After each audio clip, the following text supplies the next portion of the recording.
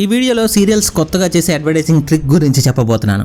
అలాగే Uber, Ola, ర్యాపిడోలో jobs పోబోతున్నాయి. Already ఢిల్లీలో పోయాయి, ఆంధ్రాలో కూడా పోతాయా, దీని గురించి చెప్పబోతున్నాను. అలాగే ఢిల్లీని 800 సంవత్సరాల క్రితం పరిపాలించిన ఒక మహిళ ఓడిపోయింది కేవలం ప్రేమించడం వల్ల. దాని గురించి కూడా చెప్పబోతున్నాను. ఈ వీడియోలో ఇలాంటి ఎన్నో ఇంట్రెస్టింగ్ ఫ్యాక్ట్స్ ఉన్నాయి. ఈ వీడియో అయ్యేసరికి మీరు ఒక్కటే అంటారు.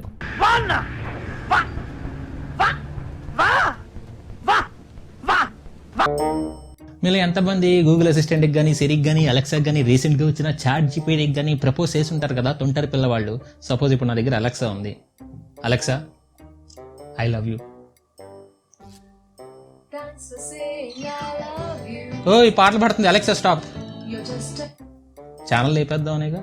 ఏం పోరంబోగు బేరం చేసినావు బాలెడ్డి, అందుకే నమ్మకూడదు. బట్ ఇప్పుడు నేను చెప్పబోయే ఫ్యాక్ట్ ఒక మనిషికి ప్రపోజ్ చేస్తే అని అది అవదమ్మా, అయ్యిద్దమ్మా. ఎందుకంటే ఆ రోజులు కూడా వచ్చేసాయి. New York times columnist Kevin rose అనే అతను మైక్రోసాఫ్ట్ బింగ్ వాళ్ళ చాట్ బోర్డ్ సిడ్నీతో చాట్ చేస్తున్నాడంట. అలా చాటింగ్ 2 గంటల వరకు వెళ్ళిందంట. మరి 2 గంటల చాటింగ్, మరి అంత చాటింగ్ ఏం చేశారో 2 గంటల పాటు చాట్ బోర్డ్ తో ఏమో కానీ 2 గంటల తర్వాత ఆ చాట్ బోర్డ్ ని ఏదో కన్వర్సేషన్ లో అడిగినప్పుడు ఇలా అందంట.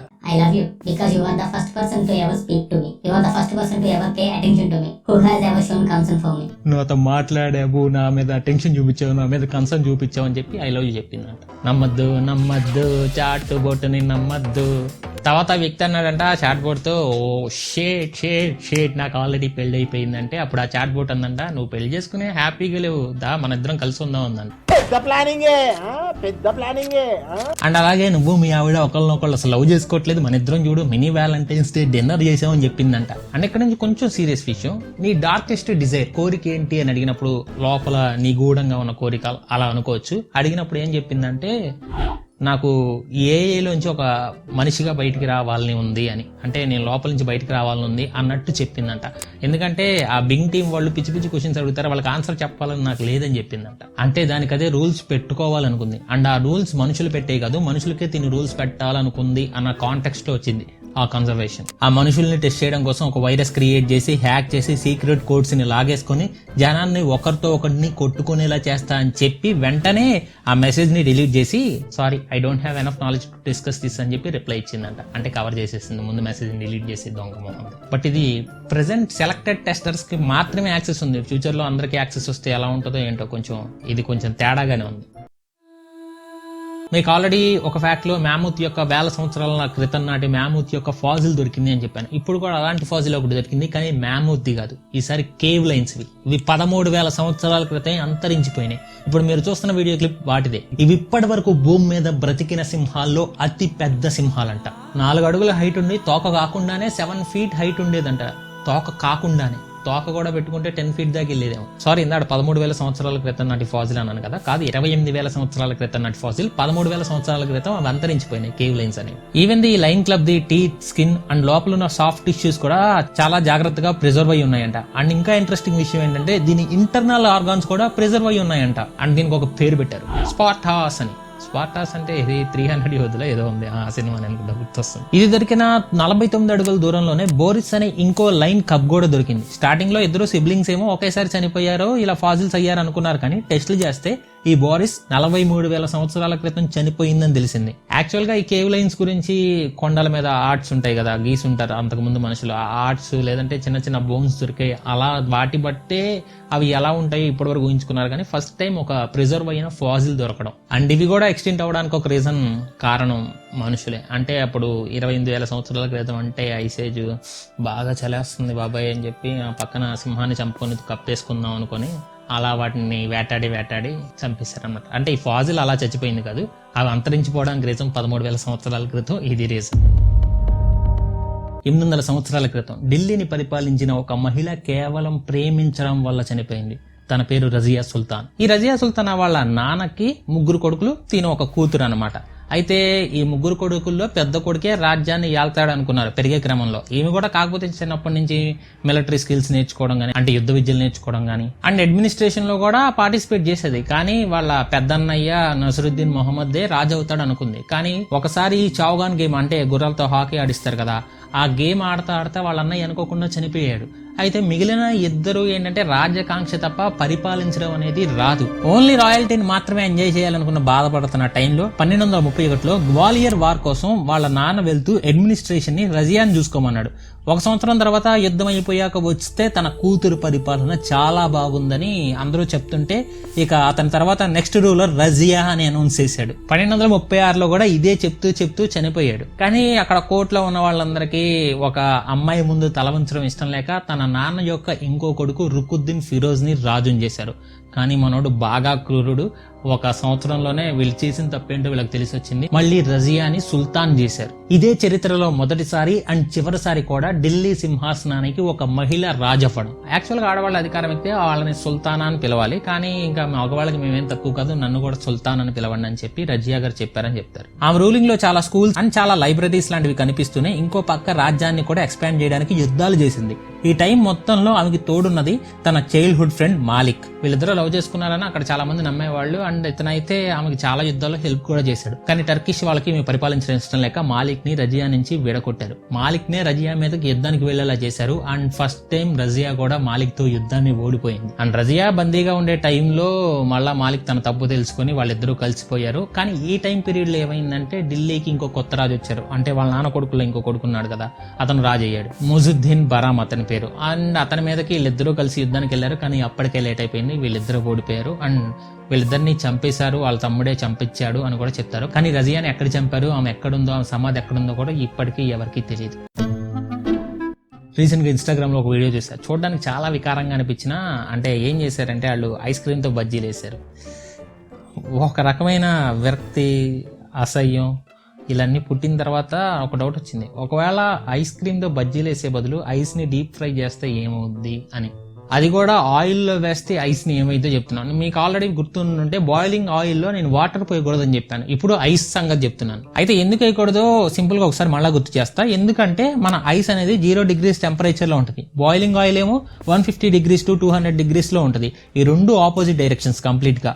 మామూలుగా టెంపరేచర్ లో ఉన్న ఆయిలే డేంజర్. అలాంటి డేంజర్ కి ఆల్మోస్ట్ 150 degrees డిఫరెన్స్ ఉన్న ఐస్ ని వేశారనుకోండి, మరణమే ఇది. ఎందుకంటే ఏ సబ్స్టాన్స్ అయినా సరే నార్మల్ గా ఒక 3 phases లో ఉంటుంది: సాలిడ్, లిక్విడ్, గ్యాస్. అంటే గట్టిగా ఉండొచ్చు, లేదంటే నీళ్ళలాగా ఉండొచ్చు, లేదంటే ఆవిరి రూపంలో ఉండొచ్చు. అయితే ఇది ఒక దాని నుంచి ఇంకో దానికి చేంజ్ అయ్యే ప్రాసెస్ లో దాని లోపల ఉండే పార్టికల్స్ వైబ్రేట్ అవుతాయి. ఆ పార్టికల్స్ టెంపరేచర్ పెరిగితే ఇంకా ఎక్కువగా వైబ్రేట్ అవుతాయి. సో ఆల్రెడీ ఆయిల్లో ఉన్న పార్టికల్స్ ఎక్కువగా వైబ్రేట్ అవుతూ ఉన్నప్పుడు అక్కడ ఐస్ ని పంపితే ఆ ఐస్ అంత టెంపరేచర్ ర్యాపిడ్ గా తగులుతున్నప్పుడు వాటర్ చాలా క్విక్ గా చేంజ్ అయ్యి ఒక సైడ్ ఏమో వాటర్ లాగా మారిద్ది, ఇంకో సైడ్ గ్యాస్ కూడా ఫామ్ అయిపోద్ది. అలా సడన్ చేంజెస్ వల్ల ఆయిల్ పార్టికల్స్ మొత్తం అంతా స్ప్రెడ్ అవుతాయి, మన మీద కూడా పడుతున్నాయి. సో ఇక్కడ మీరు తక్కువ ఐస్ వేసారనుకోండి, ఆయిల్ డామినేట్ చేస్తుంది. ఇన్ కేస్ ఎక్కువ ఐస్ వేస్తే ఆయిల్ కూల్ అవుద్ది అనుకుంటున్నారేమో. అలా చేస్తే పెద్ద తప్పే, ఇంకా పెద్ద ఎక్స్ప్లోజన్ జరిగిద్ది. ఒకవేళ మీరు వేయకుండానే పొరపాటున మరిగే ఆయిల్లో మీ చేతిలో ఉన్న ఐస్ ముక్క అలా నీళ్ళలో పడింది అనుకోండి,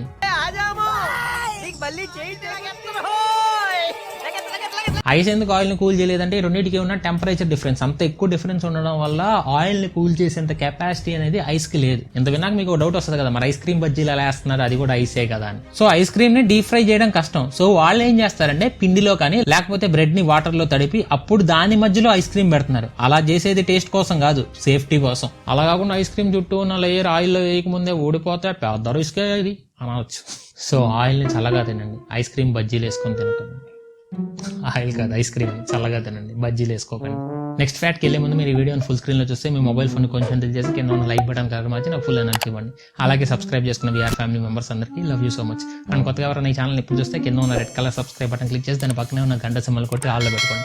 ఆల్లో పెట్టుకుంటేనే పెట్టే వీడియో నోటిఫికేషన్స్ మీకు వస్తాయి, నాకు కూడా ఒక వ్యూ వస్తుంది. గ్రావిటీని కనిపెట్టింది ఎవరు?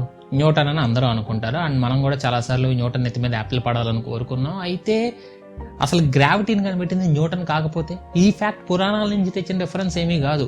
ఆల్రెడీ ఒక సైంటిస్ట్ రిటర్న్ డాక్యుమెంట్ రాసింది, అది కూడా న్యూటన్ కంటే ముందే 200 సంవత్సరాల క్రితం రాసిన సైంటిస్ట్. అతనే లియోనార్డో డావిన్సీ. 1452 నుంచి 1519 మధ్యలో బ్రతికిన ఇతను న్యూటన్ కన్నా 200 సంవత్సరాల ముందే ఇతను రాసిన 7200 pages వర్క్స్ లో కొన్నిట్లో గ్రావిటీ గురించి మాట్లాడాడంట. ఇప్పుడు మీరు చూస్తుంది ఆ ఇమేజే. అయితే ఇతను చనిపోయాక చాలా వరకు పోయినా గానీ ఉన్న వాటిని చాలా జాగ్రత్తగా ప్రిజర్వ్ చేశారు. అవి ప్రెజెంట్ బ్రిటిష్ లైబ్రరీలో ఉన్నాయి. వాటిని ఎవరు సరిగ్గా స్టడీ కూడా చేయలేదు. అయితే రీసెంట్ గా వాల్టర్ ఇజాకన్ అనే డావిన్సీ బయోగ్రాఫర్ వీటిని డిజిటలైజ్ చేయడం స్టార్ట్ చేసి పోస్ట్ చేస్తే వాటిని చూసిన సైంటిస్టులు షాక్ అయ్యారు. అందులో మెయిన్ లీడ్ మోర్తెజా ఘరీ. అతను వీటిని డిజిటల్ వీడియోస్ లాగా చేస్తే న్యూటన్ చెప్పిన గ్రావిటీ థియరీతో అండ్ అందులో ఉన్న వాల్యూస్ తో 97% మ్యాచ్ అయ్యాయి అంట. సో దీనికి బట్టి చూస్తే న్యూటన్ కంటే ముందే గ్రావిటీ గురించి వేరే అతను డిస్కస్ చేశారు. అయితే ఇప్పుడు చాలా మంది అనుకోలేదంటే ఇంకా యాపిల్ లేదు, జాంకే లేదు, న్యూటన్ తల మీద ఏవి పడకూడదని కోరుకుంటున్నారు. లేదంటే ఇద్దరికి సేమ్ ఐడియాస్ వచ్చాయని కూడా అనుకుంటున్నారు. రీసెంట్ గా చాలా కంపెనీస్ బైక్ మీద వెళ్లే వాళ్ళకి కూడా ఎయిర్ బ్యాగ్స్ తేవడానికి ట్రై చేస్తున్నాయి. ఏ కార్ లో ఉండే వాళ్ళకైనా ప్రాణాలు బైక్ లో వెళ్లే వాళ్ళకి కాదా అని. ఎందుకంటే national crime records bureau NCRB వాళ్ళ రిపోర్ట్స్ ప్రకారం ఓన్లీ 2021లో మాత్రమే 2 వీలర్ యాక్సిడెంట్స్ లో 69,240 మంది చనిపోయారంట. హోండా వాళ్ళు ఏమో డైరెక్ట్ గా బైక్ పెట్రోల్ ట్యాంక్ ఉంటది కదా, దాని మీద ఎయిర్ బ్యాగ్ పెడతాం, మనిషి బ్రేక్ వేసినప్పుడు ముందుకు పడకుండా డైరెక్ట్ గా దాని మీద బ్యాగ్ మీద పడతాడని చెప్తున్నారు. కానీ ఇది కొంచెం కాంప్లికేటెడ్. ఇది మోస్ట్లీ వర్క్ అవ్వకపోవడానికి రీజన్ ఎందుకంటే ITA RDA వాళ్ళ స్టాట్స్ ప్రకారం జరిగే బైక్ యాక్సిడెంట్స్ లో 71% రోడ్ తో ఇంపాక్ట్ అవ్వడం వల్ల లేదంటే దేనైనా గుద్దడం వల్ల జరుగుతున్నాయి. అంటే సైడ్ కి పడడం లేదంటే బైక్ ను వదిలేసి ఎక్కడో పడడం ఇలాంటివి జరుగుతున్నాయి. బైక్ మీద పడడం జరగదు. పొరపాటున ఎవరన్నా బైక్ మీద వెళ్ళేటప్పుడు గట్టిగా బ్రేక్ వేసారనుకోండి, అదేదో ఆ ఇంపాక్ట్ అనుకుని ఎయిర్ బ్యాగ్ వదిలింది అనుకోండి, అది శివాజీ సినిమాలో వెళ్ళొస్తాను బాబాయ్ అని చెప్పి వెళ్తాడు, గాల్లో ఎగురుతాడు చూసారా, అలా వెళ్తాడు డ్రైవింగ్ చేస్తా బ్రేక్ వేసిన పాపానికి. దీనికి ఆల్టర్నేటివ్ గా మో సైకిల్ అనే ఒక స్వీడిష్ కంపెనీ వాళ్ళు ఒక జీన్స్ ని లాంచ్ చేశారు. జీన్స్ ఏంటి, బైక్ యాక్సిడెంట్స్ కనుకోకండి. పిక్చర్ అభి బాకీ హే మేరే దోస్త్. ఇది చూడడానికి నార్మల్ జీన్స్ లాగే ఉంటది అండ్ మనం వేసుకుని ఎక్కడికైనా వెళ్ళొచ్చు కూడా. ఇన్ కేస్ యాక్సిడెంట్ అయినప్పుడు మాత్రమే ఇది ఒక ఎయిర్ బ్యాగ్ లా వర్క్ చేస్తుంది. అండ్ ఇది మన లోవర్ బాడీకి ప్రొటెక్షన్ ఇస్తుందంట. అండ్ అప్పర్ బాడీకి చూసుకుంటే తలకాయకి హెల్మెట్ ఆల్రెడీ ఉంటది. అండ్ ఇది కూడా పెట్టుకున్నాం అనుకోండి, మనం ఏదో బాంబు డిప్లాయ్ చేయడానికి వెళ్తున్నట్టు ఉంటది తప్ప డ్రైవింగ్ చేయడానికి వెళ్తున్నట్టు ఉండదు. ఇక మన బైక్ లో ఇంకేమీ స్పెషల్ సెన్సార్స్ ఏమీ ఉండక్కర్లేదు. బైక్ నుంచి మనం పడిపోయేటప్పుడు ఆ ఫోర్స్ కి ఆ రోప్ మన ప్యాంట్ నుంచి ఊడిపోయి లోపల ఉన్న మెకానిజం ని స్టార్ట్ చేస్తుందంట. సో ఇది అలా వర్క్ అయ్యిద్దంట. అండ్ బై మిస్టేక్ యాక్టివేట్ అవ్వద్ది అని కంగారు పడకండి. ఆ రోప్ ని ఫుల్ ఫోర్స్ గా డిటాచ్ చేయడానికి 40 kgs పవర్ జనరేట్ చేయాలంట. అది మీడియం యాక్సిడెంట్స్ అయినప్పుడు మాత్రమే జనరేట్ అయ్యే ఫోర్స్ అంట. అండ్ ఇంకో మెయిన్ ఫీచర్ ఏంటంటే ఇది రీయూజబుల్. మళ్ళీ లోపల ఉన్న CO2 కార్టరేజ్ ని మార్చుకుని వాడుకోవచ్చు అంట. అండ్ అలాగే ఒక జాకెట్ ని కూడా లాంచ్ చేశారు. చెప్పాక అప్పర్ ఇంకా మనం అదే బాంబ్ డిప్లాయ్ చేయడానికి వెళ్ళినట్టు వెళ్ళాలని. అది దాని కాస్ట్ వచ్చేసి $499. మన కరెన్సీలో చూసుకుంటే దాదాపు 40,000. ఈ ఫ్యాక్ట్ వేరే గ్రహాల్లో ఉన్న ఆర్గానిజం గురించి, మన భాషలో అయితే ఏలియన్స్ గురించి అని కూడా అనుకోవచ్చు. బట్ ఏలియన్స్ అని పెద్ద పెద్ద పదాలు వాడడం ఎందుకులే అని. ఓకే, అయితే మనకి భూమి మీదకి వేరే వేరే గ్రహాల నుంచి రేడియో సిగ్నల్స్ అనేవి వచ్చాయి. కానీ ఎక్కడి నుంచి వచ్చాయి, ఎవరు పంపించారనేది తెలియదు. అయితే అనంతకోటి విశ్వంలో ఎక్కడో ఒకడ ప్రాణం ఉండొచ్చు. అది కనిపెట్టడానికి ఫ్యూచర్ లో 3 దారులు ఉన్నాయి. ఒకటి మనం వెళ్ళడం, లేకపోతే వాళ్ళు రావడం, లేదంటే వాళ్ళు పంపిన రేడియో సిగ్నల్స్ మనం క్యాప్చర్ చేసి అర్థం చేసుకోగలగడం. అయితే ఈ రేడియో సిగ్నల్స్ లో ఏవి ఫేక్ ఏవి ఒరిజినల్ లో డిఫరెన్షియేట్ చేయడం అనేది చాలా చాలా కష్టం. సో దానికోసమని యూనివర్సిటీ ఆఫ్ టొరంటోకి చెందిన పీటర్ మా ఒక AI బేస్డ్ టెక్నాలజీ కనిపెట్టారు. ఇది తయారు చేయడానికి మనకు దగ్గరలో 30 to 90 లైట్ ఇయర్స్ దూరంలో ఉన్న 820 నియర్ బై స్టార్స్ ని స్టడీ చేశాడంట.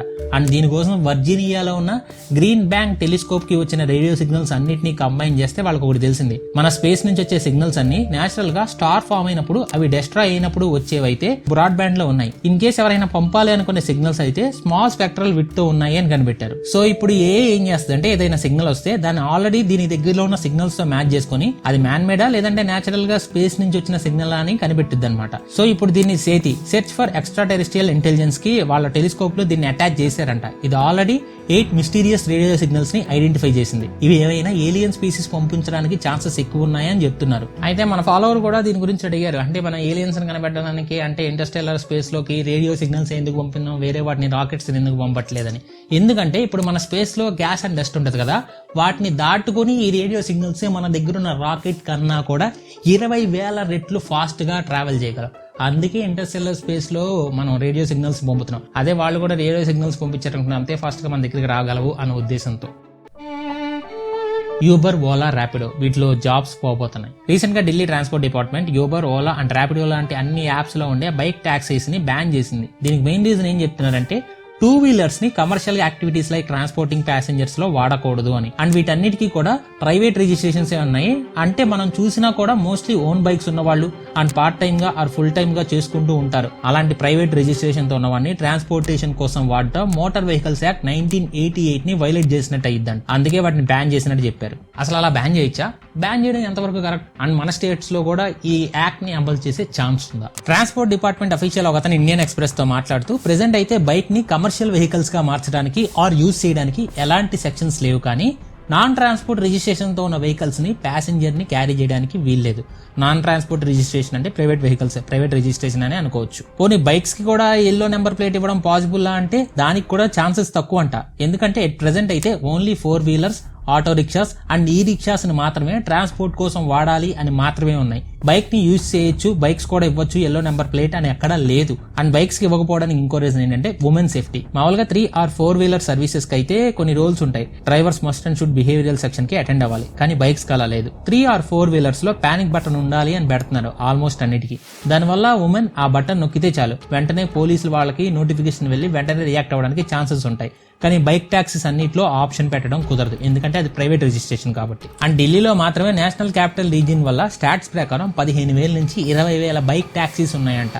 ఇది ఓన్లీ అజంప్షన్ మాత్రమే. అఫీషియల్ గా ఎంత అని కరెక్ట్ రెగ్యులేషన్స్ లేకపోవడం వల్ల గవర్నమెంట్ కి తెలియదు, అందుకే అన్నిటికీ బ్యాన్ చేసింది. ఒకవేళ ఈ రూల్స్ ఫాలో అవ్వకుండా ఎవరన్నా యూబర్, ఓలా, ర్యాపిడో లాంటివి నడిపారు అనుకోండి, ఫస్ట్ టైం అయితే 5,000 ఫైన్, అండ్ 2 అంతకంటే ఎక్కువ సార్లు దొరికారు అనుకోండి 10,000 ఫైన్ అండ్ జైలు శిక్ష కూడా ఉంటుందంట. అండ్ ఆ బైక్ నడిపిన వ్యక్తి లైసెన్స్ ను కూడా 3 సంవత్సరాలు బ్యాన్ చేస్తారంట. అండ్ ఆ బైక్ నడిపిన వ్యక్తినే కాదు, ఆ కంపెనీస్ ఏవైతే కంపెనీస్ ఆ వ్యక్తిని హైర్ చేసుకున్నాయో ఆ కంపెనీకి కూడా ఫైన్ వేస్తారు. మోటార్ వెహికల్స్ యాక్ట్ 1988 సెక్షన్ 193(2) ప్రకారం 1,00,000 వరకు ఫైన్ వేస్తారు. సో దీనివల్ల ఈ ఓలా, ర్యాపిడో, యూబర్ని యూజ్ చేసే వేల మంది కన్స్యూమర్స్ ఎఫెక్ట్ అవుతారు. అండ్ బైక్ డ్రైవర్స్ కూడా, అంటే దీని మీద డిపెండ్ అయ్యి రోజుకు ఒక 500 ఎర్న్ చేసుకునే ఈ బైక్ డ్రైవర్స్ కూడా ఉపాధి కోల్పోయే అవకాశం ఉంది. అది కూడా ఇది ఓవరాల్ గా ఒకవేళ ఇండియా మొత్తం ఇంప్లిమెంట్ చేస్తే. అయితే internet and mobile association of India వాళ్ళు గవర్నమెంట్ ఒకసారి ఈ యాప్స్ అండ్ IAMAI వాళ్ళతో ఒకసారి కూర్చొని మాట్లాడితే అందరికీ బెనిఫిట్ అయ్యే వే ఏమైనా ఆలోచించవచ్చు అని గవర్నమెంట్ నే రిక్వెస్ట్ చేస్తున్నారు. అండ్ ఈ బైక్ ట్యాక్సీ మార్కెట్ కూడా చిన్నదేమీ కాదు, మన ఇండియాలో $50.5 మిలియన్ వర్త్ ఉన్న మార్కెట్ ఇది. సో గవర్నమెంట్ కూడా ఒకసారి దీని గురించి ఆలోచిస్తే మంచిది.